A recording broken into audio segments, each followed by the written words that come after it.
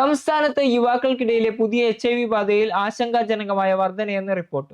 15 മുതൽ 24 വയസ്സുവരെയുള്ളവരിൽ MSM വിഭാഗത്തിൽപ്പെടുന്നവരിലെ പുതിയ HIV കേസുകളിലെ വിഹിതം ഉയർന്നതായാണ് കണക്കുകൾ സൂചിപ്പിക്കുന്നത്.